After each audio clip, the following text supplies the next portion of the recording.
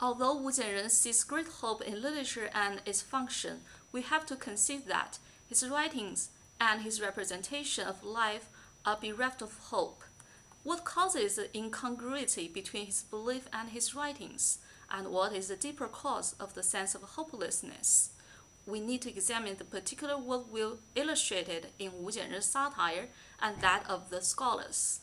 In his comparison between the mid-18th century satirical novel The Scholars and the early 20th century satire Strange Things, David Dewey Wang points out that, quote, despite the fact that the scholarly class had faltered by the early Qing, the characters in Wu Jingzi's novel harbor a hope of, or nostalgia about, the coherent relations between Confucian elitism and its political manifestations. Unquote.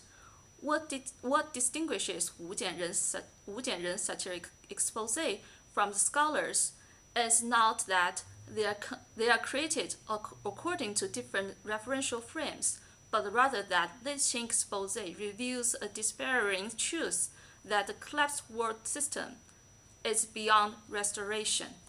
The scholars reaches its culmination in chapter 37, in which an ancient ceremony is replicated and dedicated to the legendary Confucian sage Wu Taibo. Taibo is the eldest son of the King Tai of the Zhou clan. According to the legend, he leaves home to Wu region to find medicine for his sick father, and yields the throne to his youngest brother 3 times after his father's death. The core concept of Taibo worship is yielding and filial piety. Wu Jingzi and his contemporaries interpreted and accepted the Taibo myth in accordance with the Confucian canon. The honor of Taibo indicates 2 major goals that Wu Jingzi pursued in his writings: to advocate filial piety and to advise scholars to keep their non-competitiveness and moral integrity in times of corruption. Wu Jingzi sarcastically debunks the discrepancy between Confucian doctrines and the Confucian scholars' ideas, and their constant pursuit of prestige, rank, and bureaucratic success.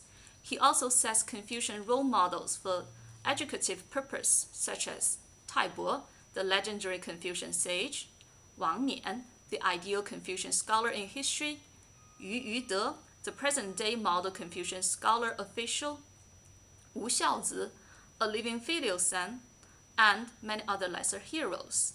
These characters represent the real Confucian concepts that Wu Jingzi is eager to restore: ritual, righteousness, modesty, filiality, benevolence, and loyalty. Interestingly, over 100 years later, Wu Jianren, in Strange Things, expresses his impression of these concepts by a set of absurd characters opposite to Wu Jingzi's. The principal filial son in the scholars is filial Guo Xiaozi, who travels through the country for 20 years in search for his father, and insists on fulfilling his duty as a son, even though he is rejected and mistreated by his father. More importantly, filial Guo meets his moral obligation at the expense of his career. Busy looking for his father, he never has the time and chance to take the civil service examination. He receives unreserved support and commendation from men of Yu Yude's circle, who establish their reputation for replicating the Taibo ceremony and for practicing Confucian values in deeds rather than in words. It is not coincidental that filial Guo is introduced in the same chapter of the Taibo ceremony. Rather, he is constructed as a determined practitioner of Confucian instruction, quote, an extension of Confucian ritual, unquote. Strange Things also records a story of a filial son, young Master Chen. The narrator first meets young Master Chen in a brothel in Shanghai, when the latter is escorting the coffin of his late mother home. Although still in mourning, young Master Chen frequents brothel and lives a lavish life. He is so intemperate in the pursuit of sexual pleasure that it eventually costs him his life. Probably the most unfilial son ever. Young Master Chen is nevertheless commanded by local officials and gentlemen.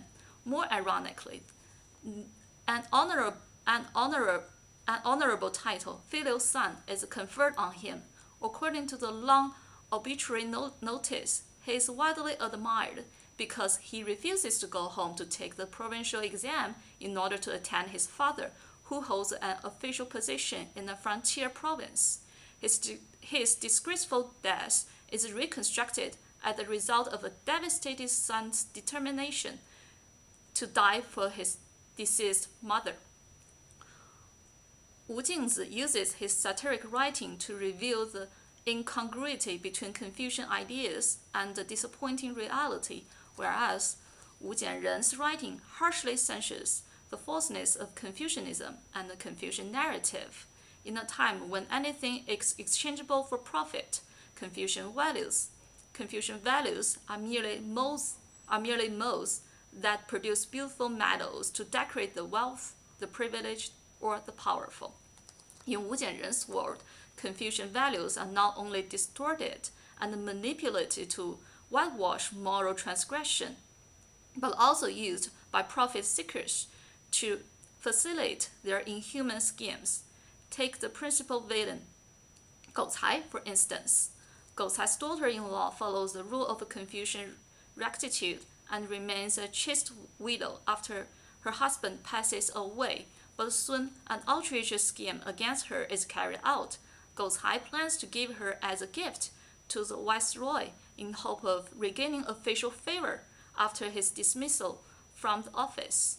In the name of filial piety, the Gou Cai couple entreat their daughter-in-law to help, overriding the young woman's steadfast objection.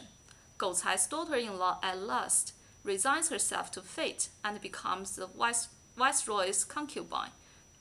This story of a chaste wife is entirely opposite to the one in the Scholars.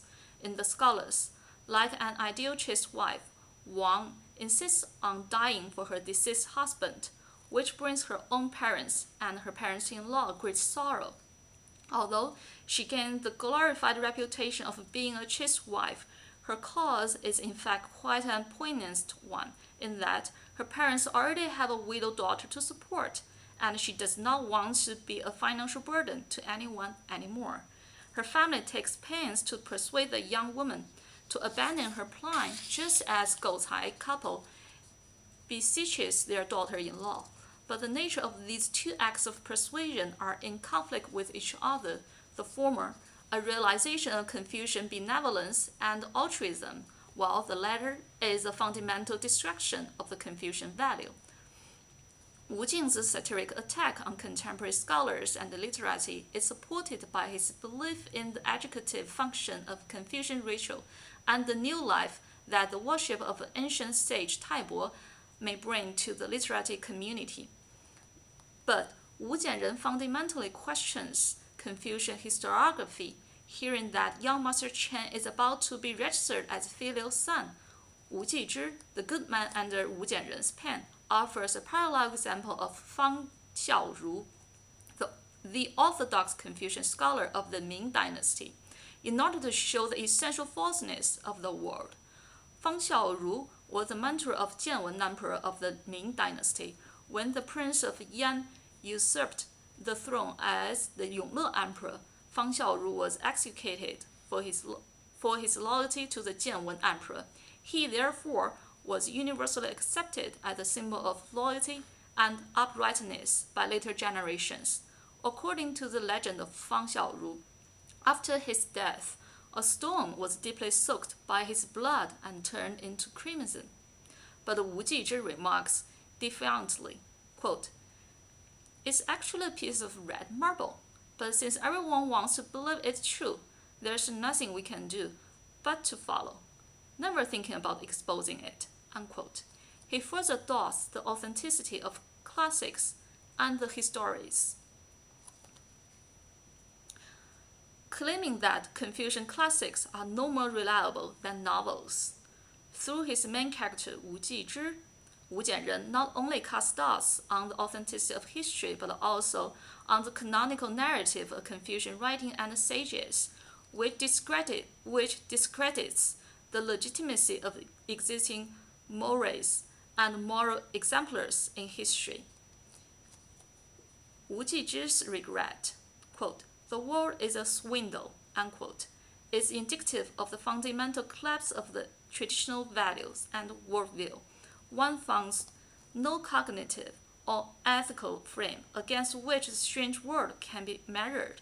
Consequently, once one is reduced to rely on one's own judgment and values, the satiric persona, such as Wu Jianren and the I narrator, turns from cynic to nihilist in his view of the surrounding society. He thereby participates in the corruption he is satirizing and opens himself to the same kind of satire that he originally uses on others. The humble lesser heroes in the scholars are able to follow the legendary exemplars' footsteps and continue the true Confucian culture and morality because Wu Jing's, quote, "treats the world on the whole kindly, with benign humor," unquote. However, in a world deprived of hope and future, like strange things, anyone neither abnormal nor absurd is bound to be expelled. There is no exception for the narrator or his friends as well. In sum, despite his intention, Wu Jianren provides the readers with no hope of salvation in his writings. Higher moral standards that a satirist can refer to exist only in utopia, too aloof to be reached. The loss of reliable moral authority inevitably results in the epistemological chaos. Aware of such a reality, the satirist concedes that his privileged stance is severely undermined and that he might be a little better than the satirized object, but he cannot escape moral trials as well.